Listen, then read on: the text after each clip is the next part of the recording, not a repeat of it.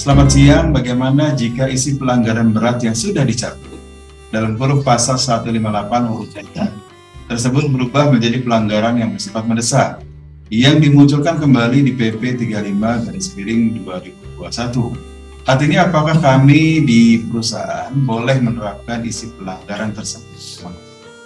Ini menarik nih. Baik, kan sekarang udah dicabut nih Pak pelanggaran beratnya. Kemudian sekarang kalau kita masukkan di bersifat mendesak bagaimana?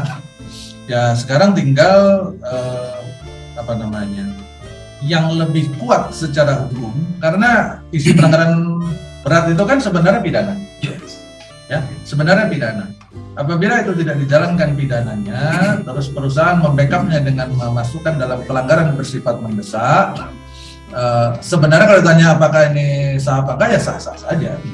Ya.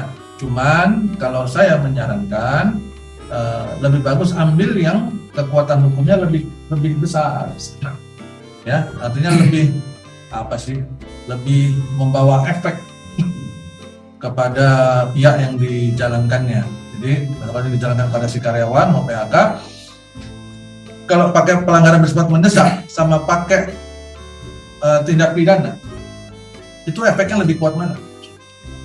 Kalau ternyata lebih kuat menggunakan pidana, pakai pidana. Kalau saya menyarankannya begitu. Kenapa? Karena yang perlu diperhatikan juga adalah pertama efek jerah ya, dan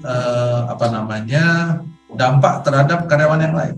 Sejatinya pada saat kita menegakkan sebuah peraturan di perusahaan, maka yang harus kita pikirkan adalah dampak kepada karyawan yang lain. Presiden buruk di kemudian hari. Jadi presiden buruk apa presiden baik? Kan begitu. Kalau dengan menerapkan pelanggaran bersifat mendesak untuk sebuah kasus pidana,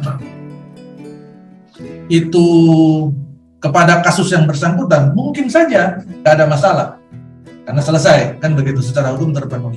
Tetapi kepada karyawan yang lain bagaimana? Ratusan, ribuan, puluhan karyawan yang lain, dampak psikologisnya bagaimana? Mereka bisa saja mempertanyakan, Bapak Ibu semua, Pak Arli juga, mereka bisa saja mempertanyakan, ternyata si A itu, si Fulan pada saat dia melakukan tindak pidana pencurian, penggelapan uang perusahaan, dia dikenakan PHK karena pelanggaran bersifat mendesak. Berarti sebenarnya kita melakukan penggelapan atau pencurian juga nggak apa-apa, nggak bakal masuk penjara kok. Cuman kena PHK karena pelanggaran bersifat mendesak. Dengan alasan bahwa menjaga secara citra positif image. Ya pun itu sebenarnya tidak fair juga ya. Nggak fair itu maksudnya begini.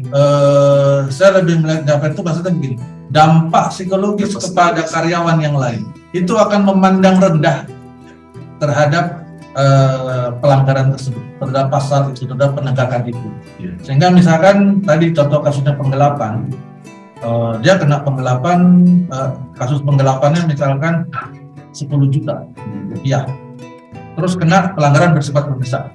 Karena berbagai alasan perusahaan memilih udah pakai pelanggaran bersifat mendesak aja, udah selesai nih urusan ya, karena memang terpenuhi klausulnya segala macam. Berikutnya, tahun berikutnya ada lagi kasus, beberapa tahun berikutnya ada lagi kasus penggelapan juga, tapi nilainya sampai dengan 10M. Wah, pada saat nilai 10M perusahaan masukin lewat pidana, ceritanya gitu. Nah ini menjadi tidak konsisten akhirnya. Di karyawan yang bahkan yang dibawa ke ranah pidana, dia bahkan juga akan membawa berusaha membela diri, karena dia juga akan menunjukkan fakta bahwa tahun lalu ada loh kejadian yang sama penggelapan tapi nggak pakai pasal ini diperlakukan sama. Kenapa saya tidak diperlakukan sama? Harusnya saya kena pasal pelanggaran bersifat mendesak sehingga PHK saja sudah cukup, nggak perlu dibawa ke polisi. Itu tadi yang saya bilang, mungkin ada dianggap wilayah yang kecil.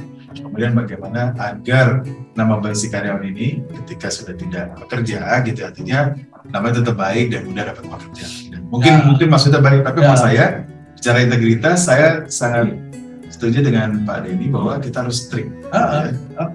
Karena dalam konteks penegakan hukum, Pak Arli, Pak Isal dan Bapak Ibu semua, seperti yang selalu saya sampaikan di kelas-kelas, kita sebagai HR pada saat bicara penegakan hukum, maka muka kedua yang harus kita pakai.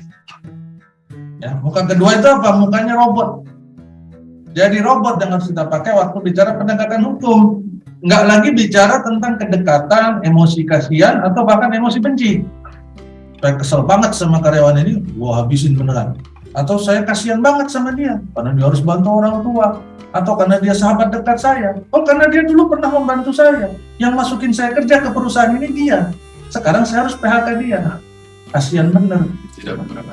Nah, makanya hentikan penggunaan hati. Sering saya disebut sebagai berdarah dingin dalam konteks penegakan hukum seperti ini. Tapi itu harus dilakukan. Maka kita harus menggunakan muka kedua dalam HR, yaitu sebagai robot. Nah, di dalam beberapa waktu yang lalu kan saya sudah pernah sampaikan, di HR itu kita harus punya dua muka.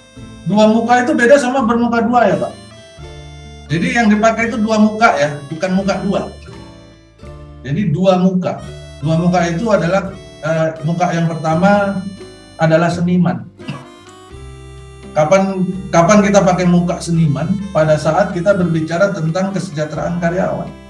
Bagaimana meningkatkan kesejahteraan karyawan, kita pakai muka seniman, kreatif dong. Kreatif, kalau budgetnya perusahaan terbatas, kita harus kreatif. Gimana caranya? Meningkatkan kesejahteraan karyawan, meringankan beban mereka, kalau nggak bisa kasih lebih, paling tidak bebannya dikurangi. Nah, supaya mereka lebih sejahtera dan sebagainya, lebih bahagia, atau sekarang istilahnya lebih puas, lebih satisfied, lebih engage dan sebagainya. Nah, pakailah itu kreativitasnya. Itu pakai muka seniman. Tetapi pada saat kita bicara penegakan hukum, maka pakainya muka robot. Jadi sudah jadi robot, itu udah nggak ada lagi ngomong hati. Ya, apa kalau kan ada tuh jangan main hati ya. Nah, itu jangan main hati. Ya, jadi sudah. Coba. Jadi sudah, hilangkan itu semua. Wah, ini mantan saya, gitu kan? Nah, udah bisa. Wah, karena mantan saya habisin, karena kesel gitu kan. Kebetulan nggak bisa ya, Bapak Ibu semua. Jadi saya lebih melihat kepada dampak psikologis yang akan terjadi pada karyawan yang lain, bukan kepada si pelaku. Ya, itu harus kita perhatikan. Demikian Pak Alif Faiz.